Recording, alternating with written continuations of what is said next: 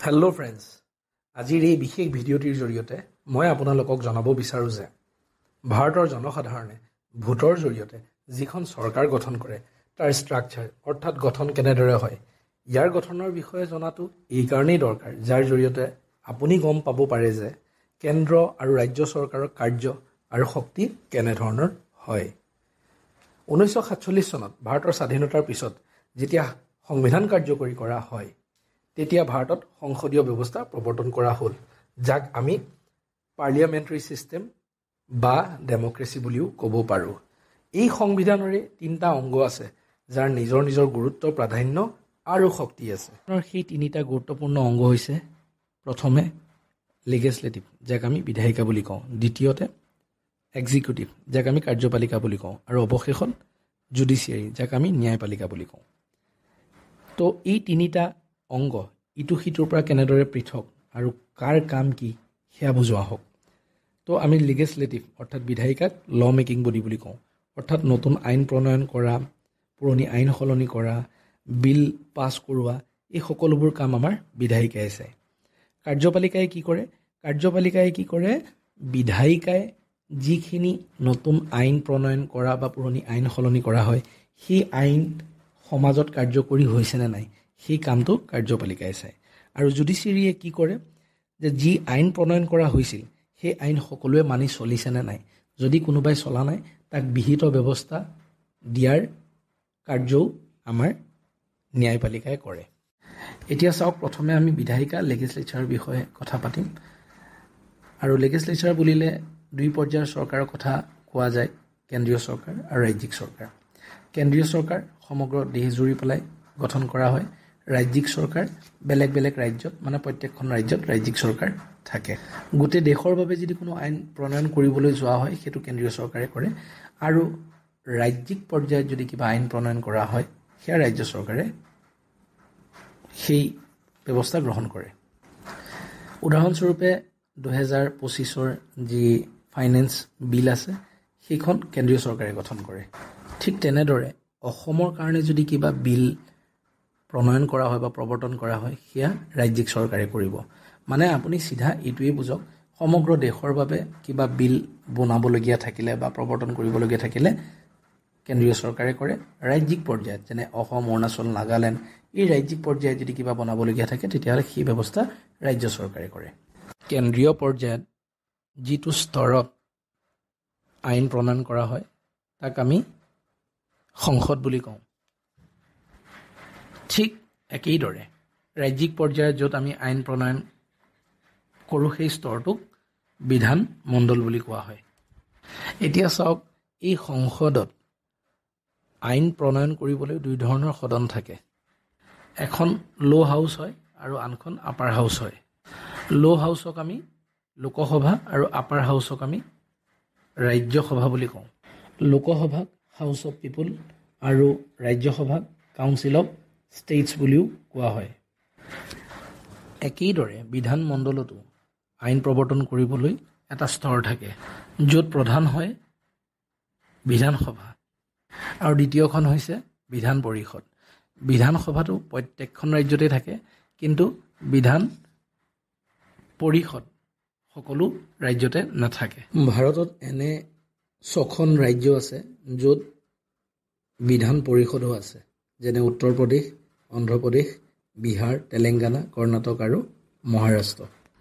এই 6খন ষ্টেটৰ বাহিৰে, ৰাজ্যৰ বাহিৰে বেলেগ কোনো ৰাজ্যৰে নিজৰ বিধান পৰিষদ নাই, বিধানসভাহে আছে।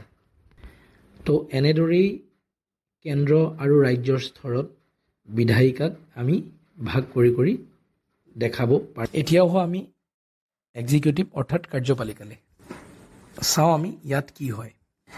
এই কাৰ্যপালিকাও 2টা স্তৰত বিভক্ত, কেন্দ্ৰ আৰু ৰাজ্য। কেন্দ্ৰৰ ক্ষেত্ৰত সৰ্বপ্ৰথম থাকে যিজন প্ৰমুখ হয়, তেওঁ হৈছে ৰাষ্ট্ৰপতি, তাৰপিছত আছে উপৰাষ্ট্ৰপতি, তাৰপিছত আছে প্ৰধানমন্ত্ৰী, আৰু প্ৰধানমন্ত্ৰীৰ তলত আছে প্ৰধানমন্ত্ৰীৰ মন্ত্ৰী পৰিষদ।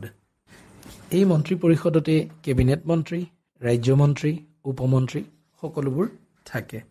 কিন্তু মই আপোনালোকক ক'বলৈ বিচাৰোঁ, কাৰ্যপালিকাৰ ক্ষেত্ৰত কেন্দ্ৰত সকলোতকৈ বেছি পাৱাৰ প্ৰধানমন্ত্ৰীৰে থাকে।